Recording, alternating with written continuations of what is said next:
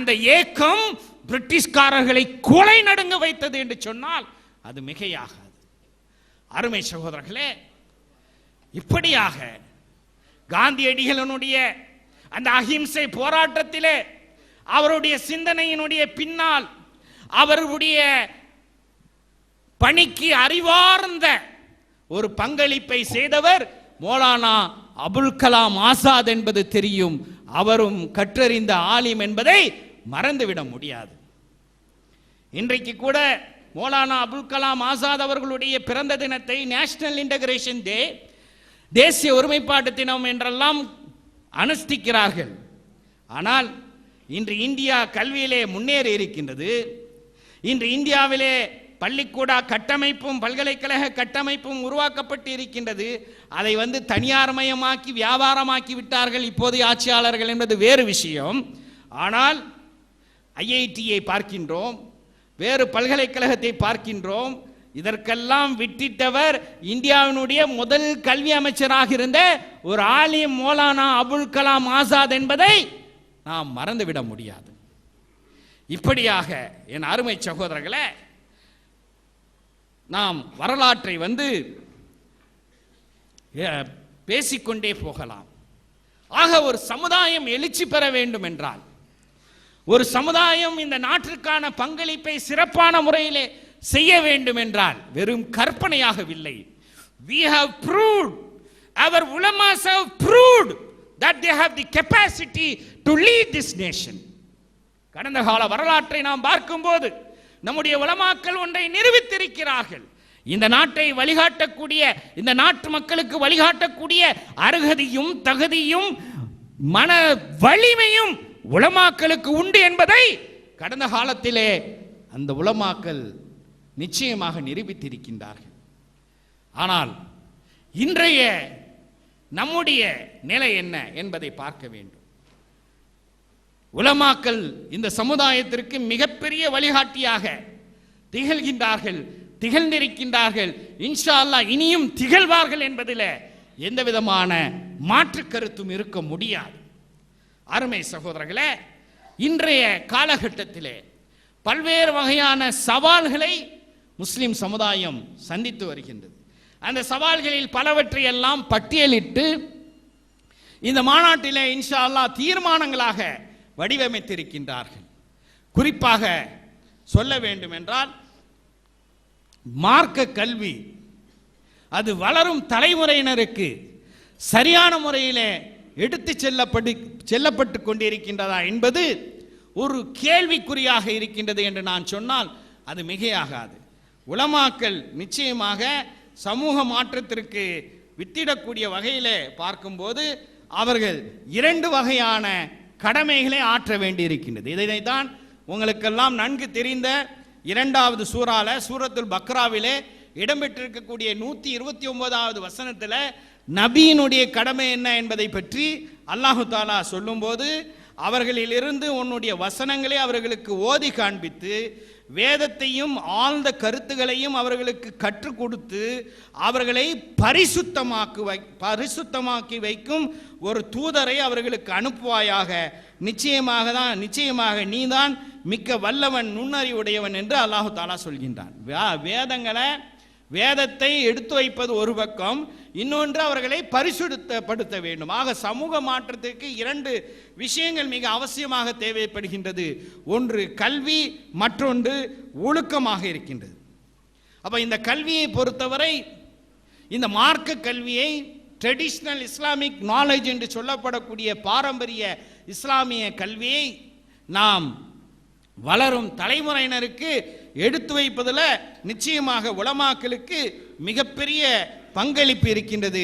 அதே நேரத்தில் நம்மை சுற்றி என்று நான் சொல்லும்போது இந்த சமூகத்தை சுற்றி நடக்கக்கூடிய ஒழுக்க சீர்கேடுகளிலிருந்து இந்த சமுதாயத்தை பாதுகாக்கக்கூடிய ஒரு கேடயமாக சேவையாற்றுவதும் உலமாக்களினுடைய கடமையாக இன்றைய காலகட்டத்தினுடைய இன்றியமையாத சேவையாக இருக்கின்றது. கல்வியில மிகப்பெரிய அளவிலே நிச்சயமாக நாம் சாதனை புரிய வேண்டும். உலமாக்கள் சாதனை புரிந்திருக்கின்றார்கள். ஒரு பக்கம் மார்க்க கல்வியிலே மிகப்பெரிய விற்பனர்களாக இருந்த உலமாக்கள் இன்னொரு பக்கம் உலக கல்வி என்று சொல்லக்கூடிய அந்த கல்வியிலும் மிகப்பெரிய அளவிலே உச்சத்திற்கு சென்றார்கள் என்பது வரலாறு.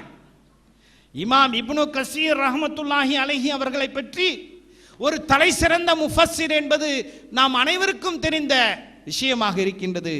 பலருக்கும் தெரியாத விஷயம் என்னவென்றால் வரலாற்றை எப்படி எழுத வேண்டும், ஹவு டு ரைட் ஹிஸ்டரி, வரலாற்றை எப்படி எழுத வேண்டும் என்ற முறைமையை ஆங்கிலத்தில் மெத்தடாலஜி ஆஃப் ரைட்டிங் ஹிஸ்டரி என்று சொல்வார்கள். அதை உருவாக்கிய மிகப்பெரிய வரலாற்று ஆசிரியராக இமாம் இப்னு கசீர் ரஹ்மத்துல்லாஹி அலைஹி அவர்கள் விளங்கினார்கள் என்பதை நாம் பார்க்கின்றோம். இந்த 21ஆம் நூற்றாண்டிலே பல்வேறு வகையான சவால்களை சந்தித்துக் கொண்டிருக்கின்றோம். எத்தனை நூற்றாண்டிலே எத்தனை வகையான சவால்கள் வந்தாலும் அதை எதிர்கொள்ளக்கூடிய வல்லமை இஸ்லாத்திற்கு இருக்கின்றது என்பது வரலாற்று உண்மையாக இருக்கின்றது என்பதில் எந்த மாற்று கருத்தும் இல்லை. ஆனால் அதை நிலைநாட்டக்கூடிய பணி நிச்சயமாக உலமாக்களுக்கு இருக்கின்றது. எங்களை போன்ற சமூக சேவகர்களுக்கு அல்லது எங்களை ஒரு வகையிலே பார்த்தால் ஒரு ஆசிரியருக்கு கூட இல்லாத ஒரு தனி சிறப்பும் வசதியும் நிச்சயமாக நம்முடைய கண்ணியத்திற்குரிய உலமாக்களுக்கு இருக்கிறது. உங்கள் கையில் தான் வெள்ளி மேடைகள் இருக்கின்றது. அந்த வெள்ளி மேடைகளை சிறப்பான முறையிலே பல்வேறு இடங்களிலே தமிழக உலமாக்கள் பயன்படுத்தி வருகிறார்கள் என்பதில் மாற்று கருத்து இருக்க முடியாது. மக்கள் மத்தியிலே தீமைகளுக்கு எதிரான பிரச்சாரத்தையும் மக்களுக்கு மத்தியிலே நன்மையை பரப்பக்கூடிய பிரச்சாரத்தையும் மக்களுக்கு மத்தியிலே சமூகத்தினுடைய நிலைகளையும் எடுத்து சொல்வதில் அந்த வெள்ளி மேடையை நிச்சயமாக உலமாக்கள் சிறப்பான முறையிலே பயன்படுத்தி வருகிறார்கள் என்பதில் சிக்கல் இருக்க முடியாது. ஆனால் சில இடங்களிலே சிக்கல் வருகிறது. சிக்கல் யாரால் வருகிறது? உலமாக்களால் சிக்கல் வருகின்றதா என்றால் நிச்சயமாக இல்லை. பள்ளிவாசலை நிர்வாகம் செய்யக்கூடிய நிர்வாகிகளால் வருகிறது. இது யதார்த்தமான உண்மை. இன்றைய உலகம் வத்திக்கு அடிமைப்பட்டு இன்னைக்கு அமெரிக்காவே திவாலாகக்கூடிய ஒரு நிலைமைக்கு பார்க்கின்றோம். எதனால் அமெரிக்கா திவாலாகக்கூடிய ஒரு சூழல்? பராக் ஒபாமாவுடைய ஆட்சி காலத்திலும் அதுக்கு முன்பு ஜார்ஜ் டபிள்யூ புஷ் ஜனாதிபதியாக இருந்த காலகட்டத்திலும் கூட அமெரிக்க வங்கிகள் எல்லாம் 100 ஆண்டு காண்ட வங்கிகள் எல்லாம் மூடக்கூடிய ஒரு சூழலை பார்க்கின்றோம். ஏனென்றால் அல்லாஹ் தஆலா தெளிவாக திருக்குர்ஆனில் வட்டியை ஹராமாக்கி இருக்கின்றோம், வியாபாரத்தை ஹலாலாக்கி இருக்கின்றோம் என்று சொல்கின்றார். ஆனால் வட்டியை ஹலாலாக்கி கொண்டவர்கள் திவாலாகக்கூடிய ஒரு நிலையில வட்டி இல்லாமல் இயங்கக்கூடிய வங்கிகள் இன்று வரை உலகத்தில் சிறப்பாக எங்கேயும் திவாலாகாமல் செயல்படக்கூடிய ஒரு நிலையை பார்க்கின்றோம். இதை பற்றி ஒரு ஆலிம்சா ஒரு ஊரில் பிரச்சாரம் பண்ணுகிறார். ஜும்மா குத்துபால மறுநாள் அவருடைய சீட்டு கிளியக்கூடிய ஒரு நிலையை பார்க்கின்றோம். அருமை சகோதரர்களே, ஒரு உதாரணத்திற்காக ஒன்றை சொன்னேன். ஆக உலமாக்களுக்கு பேச்சுரிமை நிச்சயமாக வெள்ளி மேடைகளிலே அளிக்கப்பட வேண்டும் என்பதில் எந்த கருத்தும் இல்லை. அதற்காக வேண்டி அவர்களுடைய அந்த சுதந்திரத்தை, அந்த பேச்சுரிமை சுதந்திரத்தை காக்கக்கூடிய ஒரு மிகப்பெரிய சவால் நம்மை எதிர்நோக்கி இருக்கின்றது என்பதிலும் மாற்று கருத்து இல்லை. அடுத்த அருமை சகோதரர்களே, சமூக தீமைகள் சுருக்கமாக சொல்லிக்கொள்ள வருகின்றேன். நாமெல்லாம் சிறு பிள்ளையாக இருக்கும்போது எங்களுடைய ஊரில் மட்டுமல்ல, தமிழகத்தினுடைய பல்வேறு ஊர்களில் காலையில் ஃபஜ்ர் தொழுது விட்டு வீட்டுக்கு திரும்பினால் ஒவ்வொரு வீட்டிலும் விளக்கு எரிந்து கொண்டிருக்கும். உள்ளே இருக்கக்கூடிய தாய்மார்கள் திருக்குரான் ஓதுவதையும் பிள்ளைகளுக்கு குரான் ஓதி கொடுக்கக்கூடிய அந்த ஓசையும் கேட்க முடியும். மகரிப் தொழுகைக்கு நாம் பள்ளிவாசலுக்கு பாங்கு சொன்னவுடன் செல்வோமே, ஆனால் நாம் சென்று விட்டு திரும்ப மகரிப் தொழுது விட்டு வீட்டை நோக்கி வரும்போது அந்த காலகட்டத்திலே மீண்டும் திருக்குரானுடைய அந்த இனிமையான வசனங்களை வீடுகளிலே ஓதக்கூடிய பிள்ளைகளுக்கு ஓதி கொடுக்கக்கூடிய ஒரு நிலைமையை பார்க்கின்றோம். ஆனால் இன்று அருமை பெரியோர்களே, சகோதரர்களே, மகரிப் தொழுது விட்டு வீட்டுக்கு வந்தால் வீட்டுக்கு வரக்கூடிய வழியில் ஒரு வீட்டிலிருந்து ஆரம்பித்து இன்னொரு வீடு வரைக்கும் ஒரு சீரழிந்து போன சீரியலினுடைய ஓசை மட்டுமல்ல, சில வீடுகளிலிருந்து கண்ணீர் விடக்கூடிய அழக்கூடிய சத்தமும் நம்ம காதல உள்ளது. என்னடா அங்கே மையத்தான் விழுந்துச்சுன்னு பார்த்தா தாங்கள் நேசிக்கக்கூடிய ஒரு கதாபாத்திரத்துக்கு அங்கே ஏதோ ஏற்பட்டு விட்டு இந்த தாய்மார்கள் உட்கார்ந்து அழுது கொண்டே இருக்கிறார்கள். எந்த அளவுக்கு நிலைமை மோசமாகி விட்டது என்றால், வீட்டுக்கு கணவன் வந்தால் கணவனை வேலை செய்துவிட்டு கடினமான உழைப்புக்கு பிறகு வரக்கூடிய கணவனை ஆசுவாசப்படுத்துவதற்காக நேரம் அவர்களுக்கு இல்லை. தாங்கள் பெற்றெடுத்த பிள்ளைகளுக்கு கவுன்சிலிங் செய்யக்கூடிய ஆலோசனைகள் செய்து கொள்வதற்கு பெற்றோருக்கு நேரம் இல்லை. நான் பெண்களை மட்டும் சொல்ல, ஆண்களுக்கும் அது உண்டு. அவங்க ஏதாவது ஒரு அந்த ஐபிஎல் இந்த மாதிரியாவது ஒரு கிரிக்கெட் மேட்ச் வந்து அவர் தான் வீட்டில் ராஜா. இப்படிப்பட்ட ஒரு நிலையில அருமை சகோதரர்களே, உலமாக்களுக்கு மிகப்பெரிய கடமையும் பொறுப்பும் இருக்கின்றது. அன்று அவுரங்கசீப் காலத்திலே ஏற்பட்ட சீரழிவுக்கு பிறகு இந்த சமுதாயத்தை தட்டி எழுப்பக்கூடிய ஒரு ஷா வலியுல்லா தெஹ்லவி ரஹ்மத்துல்லாஹி அலைஹி அவர்கள் வந்தது போல, அருமை சகோதரர்களே, ஒரு ஆலிம் இல்லை, எல்லாரும் நீங்கள் ஷா வலியுல்லாவாக மாறக்கூடிய ஒரு காலகட்டத்தில் நாம் வாழ்ந்து வருகின்றோம் என்பதை இங்கே தெளிவாக நான் பதிவு செய்ய விரும்புகின்றேன். அந்த நோக்கத்திலே தான் எனக்கு இந்த தலைப்பையும் கொடுத்திருக்கின்றீர்கள். இறுதியாக மனிதநேய மக்கள் கட்சியை பொறுத்தவரை, தமிழ்நாடு முஸ்லிம் முன்னேற்ற கழகத்தை பொறுத்தவரை, இந்த சமுதாயம் ஒன்றுபட்டு இருக்க வேண்டும் என்பதில் எந்த விதமான மாற்று கருத்தும் இருக்க முடியாது. அதன் காரணமாகத்தான் நம்முடைய ஜமாத்துல் உலமா சபையினுடைய கண்ணியத்திற்குரிய தலைவர், என் பாசத்திற்குரிய மௌலானா அப்துல் ரஹ்மான் ஹசரத் அவர்கள் தலைமையில் அந்த கூட்டமைப்பில் சமுதாயத்தை பாதிக்கக்கூடிய பொதுவான விஷயங்களில் களத்தில் இறங்கி மிக சிறப்பான முறையில் அல்லாஹ்வுடைய கிருபையினால் என் சகோதரர் டெஹலான் பாக்கி அவர்கள் குறிப்பிட்டது போன்று பிற மாநிலங்களில் இருக்கக்கூடிய முஸ்லீம்கள் எல்லாம், ஏனென்றால் பல மாநிலங்களை சேர்ந்தவர்கள் என்னிடம் பேசினார்கள். What Jawaharlal sir, what is happening in Tamil Nadu? Everybody is talking about Tamil Nadu Muslims. What you are doing there, what your people are doing there என்று கேட்கக்கூடிய அளவுக்கு என்ன நடக்குது தமிழ்நாட்டில்? தமிழ்நாடு முஸ்லீம்கள் தான் இந்தியா முழுவதும் பேசிட்டு இருக்கிறாங்க. விஸ்வரூபம் மாற்றல நீங்கள் என்ன செஞ்சீங்க, இந்த 22 கூட்டமைப்பு எப்படி ஒருங்கிணைக்கப்பட்டது என்றெல்லாம் இந்தியா முழுவதும் பேசக்கூடிய ஒரு நிலை இங்கே இருக்கின்றது என்பதை நான் சுட்டிக்காட்ட விரும்புகின்றேன். அதே போன்று தமிழ்நாடு சட்டமன்றத்தில் இந்த சமுதாயத்தினுடைய குரலை இந்த 2.5 ஆண்டு காலமாக நானும் சகோதரர் அஸ்லம் பாஷா அவர்களும் சட்டமன்ற உறுப்பினராக ஆன பிறகு ஏறத்தாழ 10 முறை இந்த மாநாட்டிலே போடக்கூடிய தீர்மானம் இடஒதுக்கீடை பற்றி 10 முறை இடஒதுக்கீடை பற்றி பேசியிருக்கின்றோம்.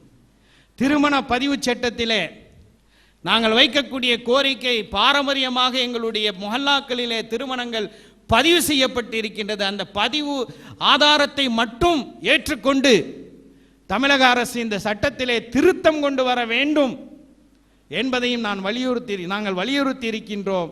இன்ஷா அல்லாஹ் திருத்த மசோதாவை தனிநபர் மசோதாவாக தமிழக சட்டமன்றத்திலே நீண்ட காலமாக தனிநபர் யாரும், அரசாங்கம் தான் சட்டங்களை கொண்டு வருது. இன்ஷா அல்லாஹ் அடுத்த கூட்டத்தொடரில் இந்த திருமண பதிவு சட்டத்தில் இந்த சமுதாயம் விரும்பக்கூடிய வகையில் ஒரு திருத்த மசோதாவை இன்ஷா அல்லாஹ் மனிதநேய மக்கள் கட்சி முதல் முறையாக சபையிலே முன்மொழியும் என்பதை சங்கைக்குரிய உலமாக்கள் கூட்டியிருக்கக்கூடிய இந்த மாநாட்டிலே நான் எடுத்துரைக்க விரும்புகின்றேன். அதே போன்று இந்த திருச்சி மாவட்ட பிரச்சனைகள் 2 பல பிரச்சனை இருக்கின்றது. சமீபத்திய பிரச்சனை சொல்கின்றேன். ஒன்று, சகோதரி தௌஃபீக் சுல்தானா அவர்களுடைய பாலியல் வன்முறைக்கு இலக்காகி அவர்களுடைய சடலம் கண்டெடுக்கப்பட்ட விஷயம். இது தொடர்பாக இப்போது நடந்து முடிந்த சட்டமன்ற கூட்டத்தொடரில் மார்க்சிஸ்ட் கம்யூனிஸ்ட் கட்சியைச் சேர்ந்த உறுப்பினர் சவுந்தரராஜன் அவர்கள் தமிழ்நாட்டிலே இளம் சிறுமிகளுக்கு எதிரான பாலியல் வன்முறைகள் அதிகரித்து கொண்டே போகின்றது என்று பேசும்போது, அப்போது நிதியமைச்சர் அவர்கள் குறுக்கிட்டு பதில் சொன்னார்கள், அப்படியெல்லாம் எந்த சம்பவமும் இல்லை, பொதுப்படையாக உறுப்பினர் பேசக்கூடாது, குறிப்பாக சொல்ல வேண்டும் என்று சொன்னபோது நான் எழுந்து சொன்னேன், ஆகஸ்ட் மாதத்திலே திருச்சியில் 8வது வகுப்பு படித்த தௌஃபீக் சுல்தானா என்ற மாணவி பாலியல் பலாத்காரத்துக்கு இலக்காகி அவருடைய உடல் ரயில்வே இருப்பு பாதையிலே கண்டெடுக்கப்பட்டது. சிபிசிஐடி விசாரிக்கக்கூடிய இந்த வழக்கில் இதுவரை குற்றவாளிகள் கண்டுபிடிக்கப்படவில்லை என்று கேள்வி எழுப்பினேன். மறுநாள் முதலமைச்சர் எனக்கு பதில் சொன்னதை எல்லாம் நீங்கள் செய்தித்தாள்களிலே பார்த்திருப்பீர்கள். ஆனால் முதலமைச்சர் அவர்களுடைய பதிலிலே எங்களுக்கு திருப்தி இல்லை. நான் இன்று திருச்சிக்கு வந்த பிறகு இது சம்பந்தமாக பல்வேறு சகோதரர்களிடம் விசாரணை செய்தேன். என்ன சொல்றாங்கன்னா, அன்னைக்கு மட்டும் அந்த பாதையில் இருப்பு பாதை பக்கம் போச்சு, அந்த பெண் அங்கே போனதை பார்க்கக்கூடிய ஐ விட்னஸ் சாட்சிகள் இருக்கின்றார்கள் என்று சொல்கின்றார்கள். யார் அந்த சாட்சிகள் என்பது எங்களுக்கு தெரிய வேண்டும். ஒன்று. இரண்டாவதாக, அந்த இருப்பு பாதையில் இந்த சிறுமியினுடைய உள்ளாடைகள் எல்லாம், மேலே போடுற உள்ளாடை கூட அங்கே கண்டெடுக்கப்பட்டிருக்கின்றது, மற்ற உள்ளாடைகளும் கண்டெடுக்கப்பட்டிருக்கின்றது. அப்படி என்றால் என்ன பொருள்? இடுப்புக்கு கீழே ஒரு பகுதியும் கண்டெடுக்கப்படாத போது இந்த உள்ளாடைகள் மட்டும் எப்படி அங்கே கண்டெடுக்கப்பட்டது? எனவே இந்த விஷயத்தில் தௌஃபீக் சுல்தானாவினுடைய இந்த சம்பவத்தில் நிச்சயமாக சந்தேகங்கள் இருக்கின்றது. முதலமைச்சர் அவர்கள் சொன்னது போல அது தற்கொலையும் அல்ல, அல்லது விபத்தும் அல்ல, நிச்சயமாக பாலியல் பலாத்காரத்திற்கு இலக்காகிதான் அந்த சிறுமி கொல்லப்பட்டிருக்கின்றார், தூக்கி வீசப்பட்டிருக்கின்றார். அவரா தற்கொலை செஞ்சிருந்தா என்ன செய்யணும்னா, ரயில் போகக்கூடிய ரயிலுக்கு முன்னாடி பாஞ்சிருக்கணும். ரயிலுக்கு முன்னாடி பாஞ்சா அந்த ரயில் இன்ஜினில் இருக்கக்கூடிய முன்னாடி இருக்கக்கூடிய பகுதியில் அவருடைய உடலில் ஏதாவது ஒரு பகுதியாவது ஒட்டி கொண்டு இருக்கும். அந்த ரயில்வே இன்ஜின் டிரைவர் போய் அதற்கு அடுத்த ஸ்டேஷனில் புகார் கொடுத்துருக்க வேண்டும். அது அல்ல. அப்போனா நடுவில் போட்டுட்டு போயிட்டாங்க, அதுக்கு மேலே ட்ரெயின் ஏறி போயிருக்குங்கிறது தான் புரியக்கூடிய ஒன்றாக இருக்கின்றது. எனவே இந்த விஷயத்தில் நியாயம் பிறக்கும் வரை தொடர்ச்சியாக நம்முடைய போராட்டங்கள் சட்ட ரீதியாக நடக்கும் என்பதை நடத்த வேண்டும் என்பதற்கான உறுதியும் நாம் எடுத்துக்கொள்ள வேண்டும்.